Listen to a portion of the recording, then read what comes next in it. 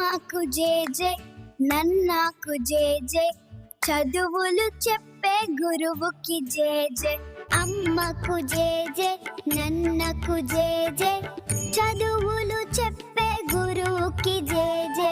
నమస్కారం. ఒకరి విజయం వెనుక ఉండే ఆ మూల స్తంభాలు ఏమిటి? ఈరోజు దీని గురించే కొంచెం లోతుగా మాట్లాడుకుందాం. అవును, మన ముందు 3 మార్గదర్శక దీపాలు అనే రచన నుంచి తీసుకున్న ఒక కథ ఉంది. యా, అర్జున్ అనే ఒక బాలుడి కథ ఇది. జీవితంలో మనల్ని నిలబెట్టే ఆ అంశాలేంటో ఈ కథ ద్వారా అర్థం చేసుకోవడానికి ప్రయత్నిద్దాం. మంచి ప్రయత్నం. ముందుగా కథ నేపథ్యం చూస్తే చాలా సాధారణం.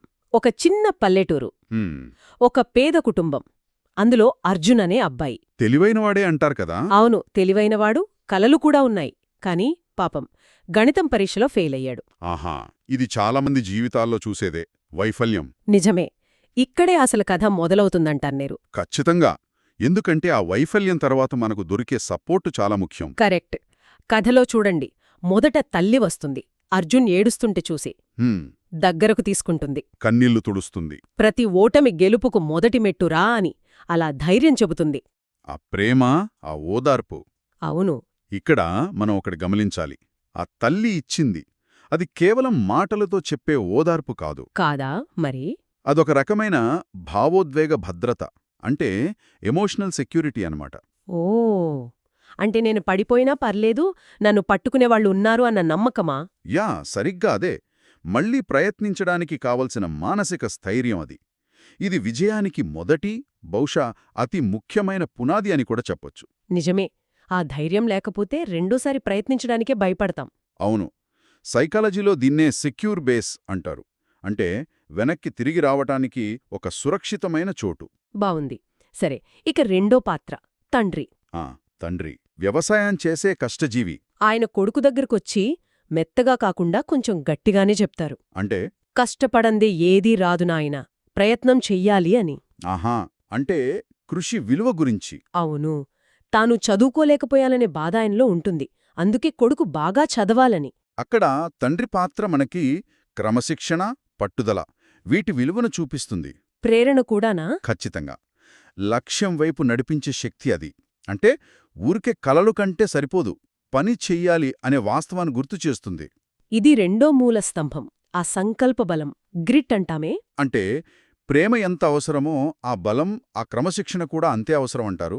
రెండూ కావాలి, బ్యాలెన్స్ ఉండాలి. ఇక మూడో మార్గదర్శి ఎవరు? గురువు. అర్జున్ టీచర్. ఆమె అర్జున్ ఇబ్బంది పడుతున్నాడని గమనిస్తుంది. తనే చొరవ తీసుకొని అదనపు సమయం కేటాయిస్తుందా? అవును, ఎక్స్ట్రా టైం ఇచ్చి చాలా ఓపికగా మళ్లీ వివరిస్తుంది. ఆ ఓపిక చాలా ముఖ్యం. యా, ఇంకా జ్ఞానం ఒక దీపం లాంటిది. అది వెలిగితే చాలు, సందేహాల చీకటి పోతుంది అని స్ఫూర్తినిస్తుంది. గురువు పాత్ర చూడండి, కేవలం సమాచారమివ్వడం కాదిక్కడ. మరి నేర్చుకునే విధానం నేర్పించడం, దాని ద్వారా ఆత్మవిశ్వాసం పెంచడం. అంటే వాళ్లంతట వాళ్లు సమస్యను పరిష్కరించుకునేలా చెయ్యడం. ఎస్, దాన్నే స్కాఫోల్డింగ్ అంటాం కదా.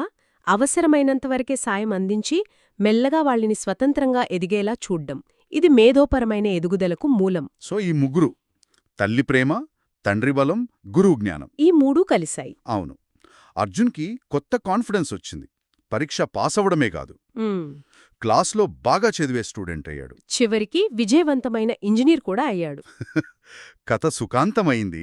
కాని ఇక్కడ మనం ఫోకస్ చేయాల్సింది ఆ విజయం కంటే ఆ విజయానికి దారితీసిన ప్రక్రియ మీద.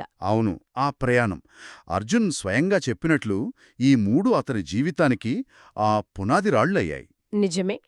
కాని నాకు ఇక్కడో ప్రశ్నొస్తుంది. ఏమిటది? ఈ కథలో తల్లి, తండ్రి, గురువు అనేవి అంటే ఫిజికల్ రోల్స్, వ్యక్తులు.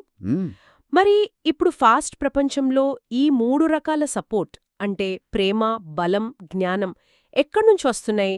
అవే వ్యక్తులా, లేక రూపం మారిందా? ఇది చాలా మంచి ప్రశ్న అడిగారు. ఆలోచించాల్సిన విషయం. అవునా? అవును. ఒకప్పుడు కుటుంబం, గురువులే మెయిన్ సోర్సెస్. కాని ఇప్పుడు చూడండి, స్నేహితులు, కొలీగ్స్, ఆన్లైన్ కమ్యూనిటీలు కూడా.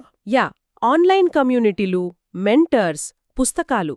ఒక్కోసారి మనకు మనమే కూడా ఈ పాత్రలు పోషిస్తాం. అంటే వ్యక్తులు కాకుండా ఆ 3 రకాల మద్దతు వ్యవస్థలుగా చూడాలంటారా?